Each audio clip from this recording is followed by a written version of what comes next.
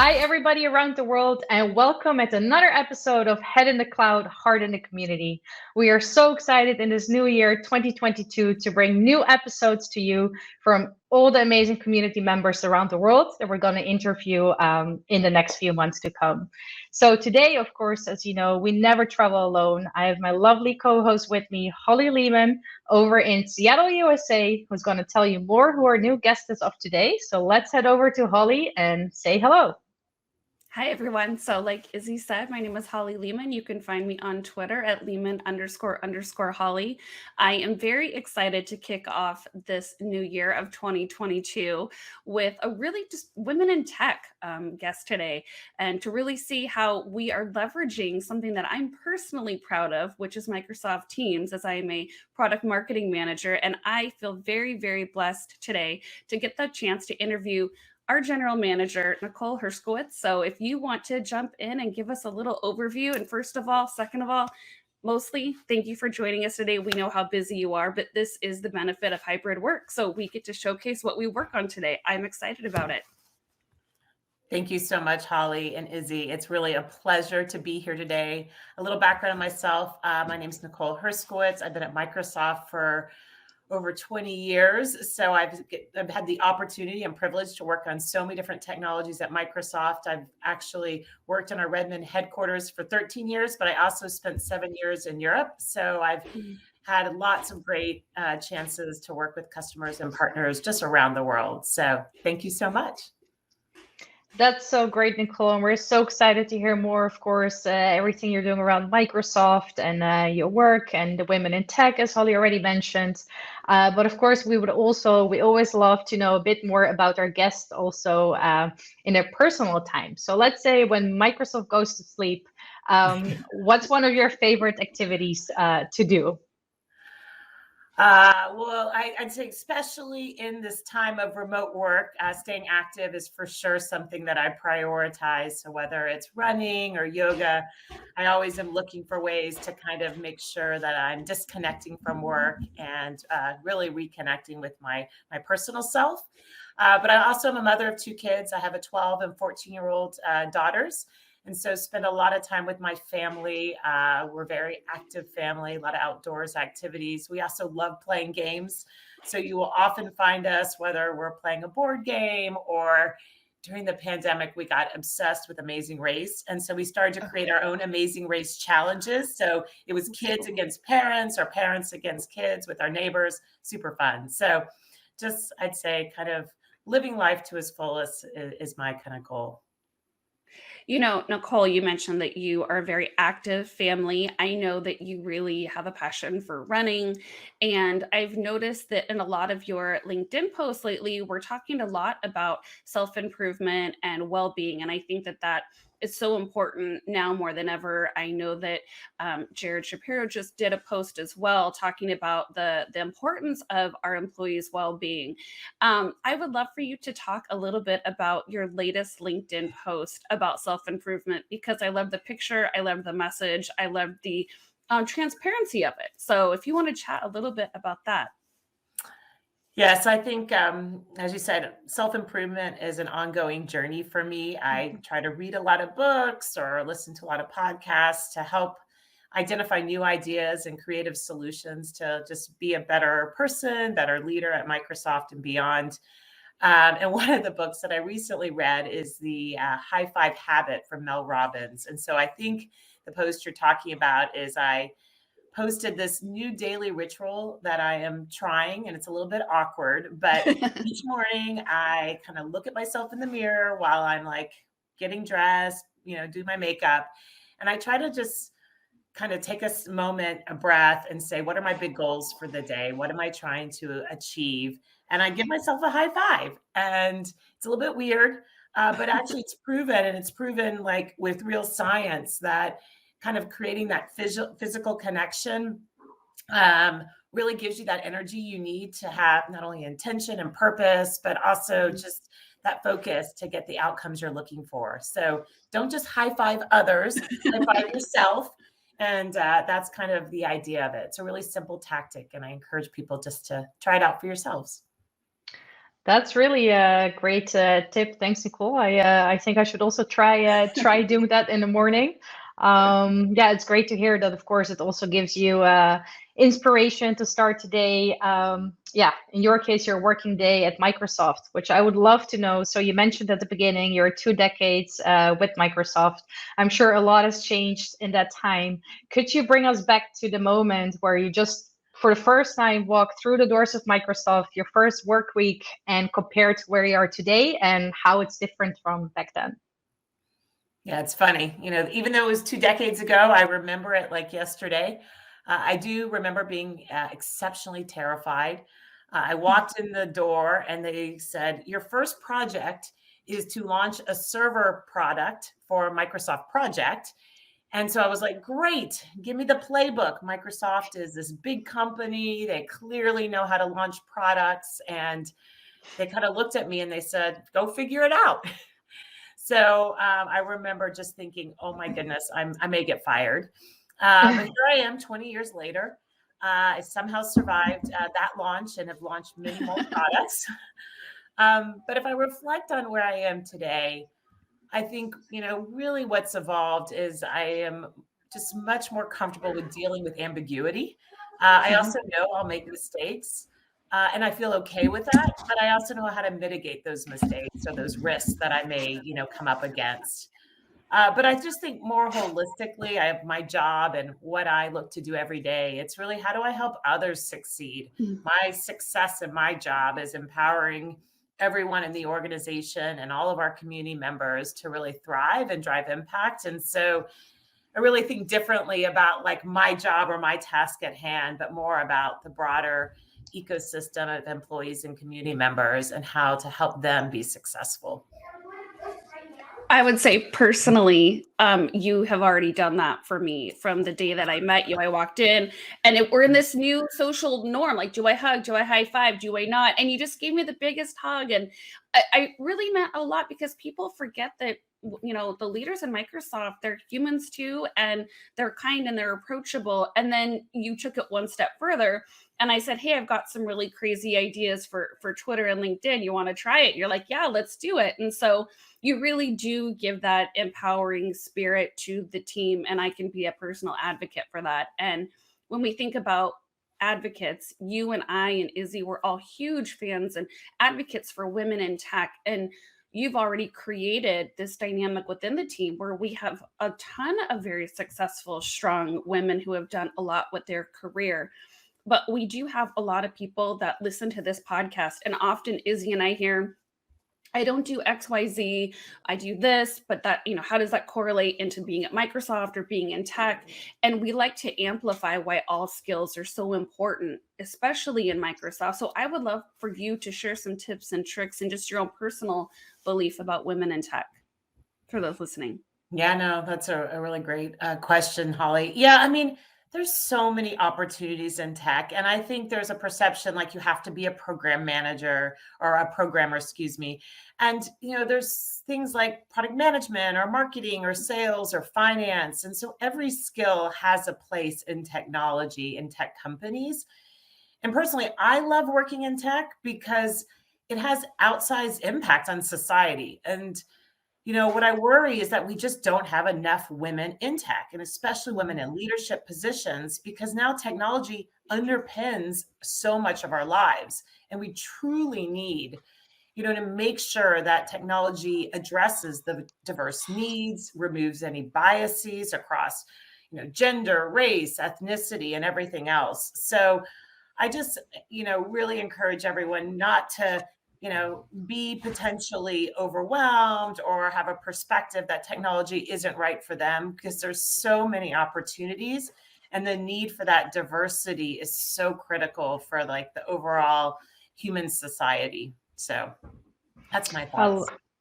I love that. And also we actually learned in one of our previous episodes from our friend Scott Hanselman, when we said like, yeah, we're like non-tech women in the tech world. And he's like, well, you are tech women. You for sure are technical. I mean, you work at Microsoft, you're a Microsoft MVP. It's just a non-coding, like to phrase it that way instead of saying I'm not technical, because basically we're just in a non-coding coding role. Okay. So those words of wisdom from Scott Henselman, we have also learned through our past episodes that many of our guests also talk about mentorship, like who their mentor was or the importance of mentorship. And for you as a general manager at Microsoft, I would love to hear your thoughts about mentorship. Did you have a mentor, or what are tips that you can give us around the whole topic of mentorship? Sure. Yeah. No, I've had really the honor and pleasure to have, many mentors over the course of my career, both at Microsoft, also externally, and previous, roles I've had at other companies, or just over the kind of relationships that I have in the broader kind of business world. But I also continue to learn a lot from being a mentor for others. Some of my perspectives on mentorship. First is, sometimes people feel like I have to have a mentor, like that's just important. And what I always tell mentees or people who are seeking a mentor is mentors are only as good as the investment of time that you put into it. So if you want a mentor, step back and first say, what are you trying to accomplish by having a mentor? And with that, set, real clear intentions. And then if you do set up a mentor relationship, if you meet monthly, quarterly, whatever, you own the agenda. You own like what are the outcomes you want versus relying on the mentor to do the work. Mhm. And so I just think that's so essential to the kind of role of a mentor and mentee. And then one other thing that I think about a lot is sometimes we'll want an official mentor. But over my career, I've had a lot of mentors that don't even know they're my mentor. Yeah. And, for example, my manager, Jared Spataro, he is just an amazing communicator. And I just, every single time I hear him speak or present, I'm taking notes and I'm thinking, wow, that was a really controversial topic that he just, presented on, but he did it with grace and with fortitude and all of these attributes that I thought I want to learn from. So I just, there's very formal mentorships that you can put in place. Also, just kind of think of your informal mentor relationships and how do you kind of identify those people who you think are really great at skills that you're looking at developing, and then kind of put yourself in positions to learn from them, even if they don't even know they're your mentor. Yeah, I've had quite a few mentors in Microsoft, and I feel blessed because they're people that some people wouldn't even approach. And I thought the worst they can say is no. And then I'll say, okay, and I move on. And the thing about it is, I've ended up with these mentors turning into some of my closest friends. And I mean, Izzy is a mentor to me because her skills and her assets and the creativity she brings, like, even though she's one of my dearest friends, I absolutely look to her as a mentor. And so when we think about the different advocacies that we have, I, of course, am now a huge Teams advocate. And as a shameless plug for myself, as now the women or the owner for the What's New in Tech blog and the Ignite coordinator for our team, I get to hear all the cool announcements and meet the team. I feel like in this role, I get to be in the center of the team and learn who everybody is and what they're doing. And recently, we have announced some very, very cool features, updates, new functionality. And I know it's a lot to choose from, but if you had to pick a couple features that you're very excited about, I would love to hear what they are and why. That's like asking me to choose who my favorite child is, like I am just so much a fan of all the features of Teams. And of course, I am recognized that we have lots of innovation to come and improvements based on customer feedback. But okay, I'll take that on. There's probably some recency here as well because of some new features that we've recently released. One that I just love, which applies to this hybrid work area that we're all trying to navigate and haven't figured out. And it's called Front Row. And it's a new kind of view that you can get for Microsoft Teams rooms. And what it's designed to do is that when people go physically back in the office and they're in a conference room, how do we continue to include everyone, those people who are remote, as if they are in the room? And so this view is so awesome because all the remote participants are like life size and they're at eye level with everyone who's in the room, and things that we've all kind of become to just expect in meetings, or just love like the chat or raise hand feature, which I mean, I just love raised hands because I want to know the order of which people raise hands, even in physical person.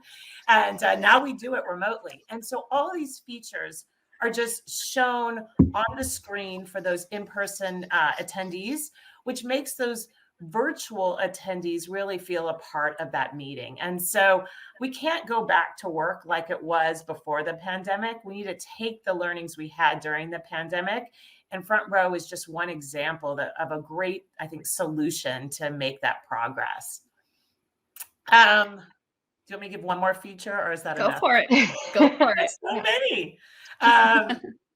Another one I love is PowerPoint Live. And because I think at Microsoft, we uniquely can bring like the best of, presentation and collaboration in one. I often say it's like peanut butter and jelly.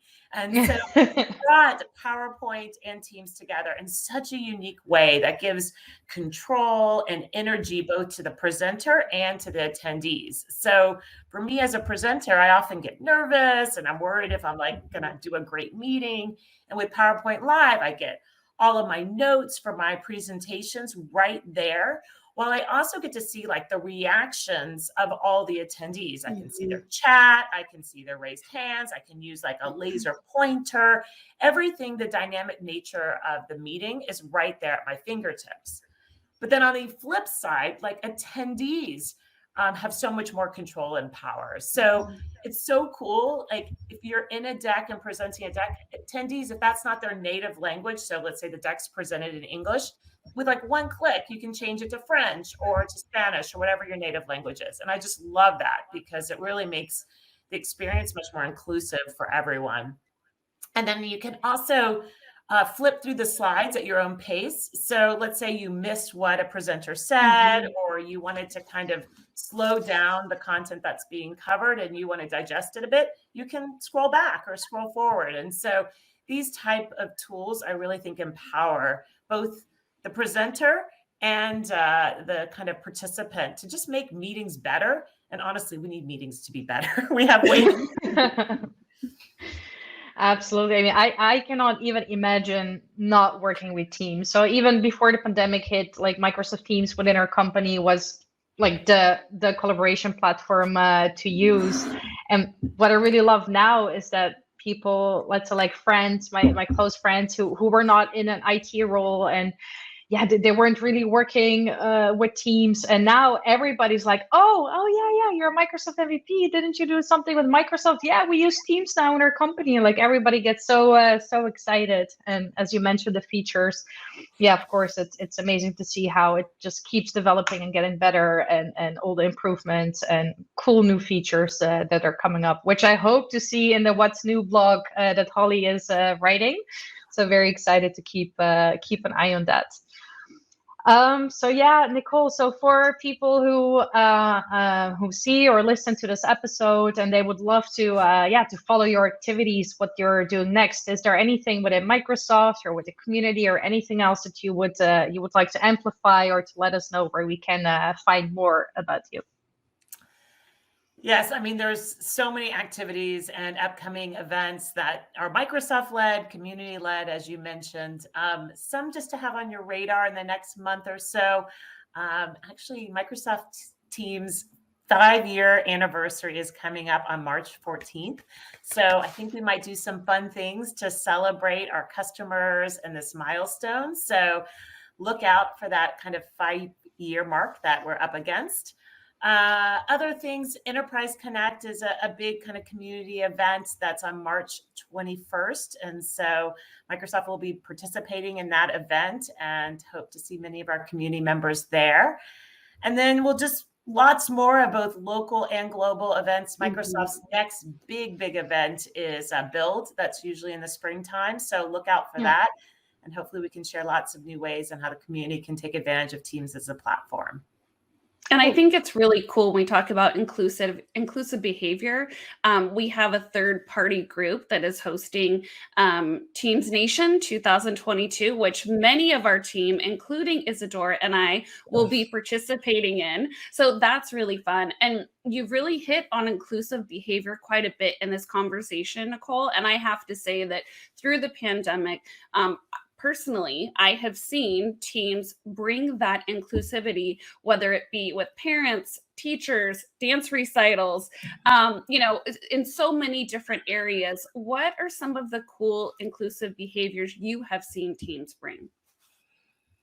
I mean, there is so many, as you said. I mean, we really have even the playing field with, this kind of opportunity with kind of virtual work where everyone has their own box. We can really use technology in a way to help everyone participate. So things that I just love, like Teams has live captions, so I can know who's actually speaking and I can see the words. So maybe someone who needs other ways to truly understand, what's going on in a meeting. There's technology to help make that easier to consume. I also love things like meeting recordings or transcripts because, whether you decide to participate or not, or you need to go back to content because maybe it moved too quickly for you, or maybe it was in a language that's not your first language, so you struggle to fully comprehend.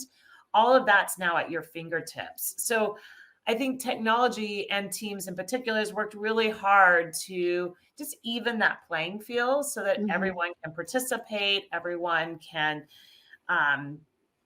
really engage in the dialogues going, which hopefully helps, our customers innovate faster and better serve their customers. So those are just some things that I think of and are top of mind.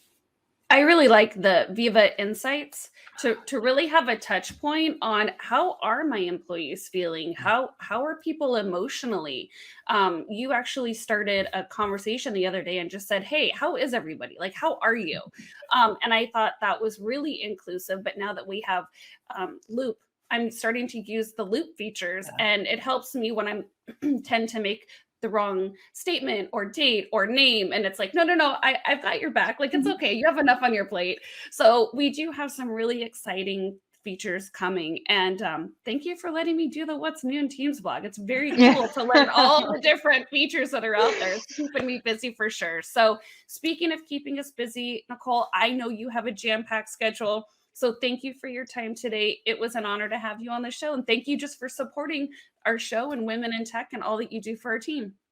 Absolutely. Thank you so much, Holly and Izzy, and the broader community. What a fun and amazing kind of tool and kind of connection solution that you bring to everyone. So really appreciate participating today. Yeah, Nicole, before we close off, I really don't want to leave questions unanswered. So at the beginning of our call, you mentioned you lived 7 years in Europe. As I'm based in Europe, I would love to know where in Europe.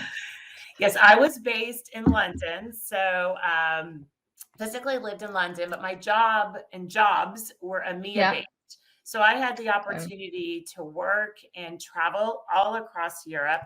My manager was based in Germany.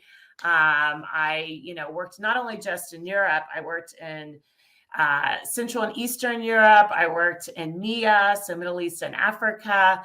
So I really had the pleasure and honor to kind of experience different cultures, different work styles, and broaden my horizon on how we can better serve our customers. So it was a cool really cool. Thank you for answering. Yeah, I was thinking about it. I have to ask it in the end because I also got very curious, and I'm sure people who are watching or listening also maybe wanted to know. So yeah, let's head over to Holly to wrap up. And thanks again, Nicole. It was really great to have you. Thank you. Okay, well, we don't end any show without all three of us doing our little heart. All right, thank you for such a wonderful show. Enjoy your day, and thank you for reminding us to high five ourselves once in a while.